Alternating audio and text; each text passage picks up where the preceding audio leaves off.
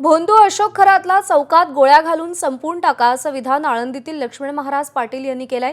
बीडच्या आष्टीमध्ये आयोजित कीर्तनात लक्ष्मण महाराजांनी हे वक्तव्य केलंय।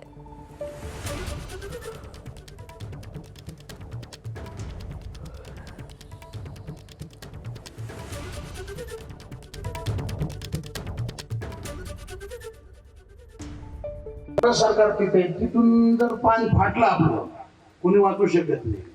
एवढे दिवस त्याने मस्ती केली, 1500 कोटी रुपये कमवले, सुटल का ते आता? आणि माझं तर असं मत आहे सरकारला, माझं विनंती असेल, त्या दिवशी बेडगुरुजी पण बोलले ही याच्यावर चर्चा करण्यापेक्षा एवढी या साईटीने एवढा खर्च करणार, एक तर ते नालायकाने पहिले जेवढा नालायकपणा केलेला आहे, खानकोण चौकात गोळे घालून खालाच कोणता विषय संपून टाकायचा, छानबीन करायची, या सगळ्या गोष्टी सरकार एक तर पहिला सरकार एवढं मोठं कर्ज झालं, 9 लाख कोटी कर्ज झाले आपल्याला, 9,00,000 कोटी एवढं त्यात पण 2-4 हजार कोटी वाढवायचे, 2,000 कोटी तर नक्की खालतो आता। एबीपी माझा, उघडा डोळे बघा नीट।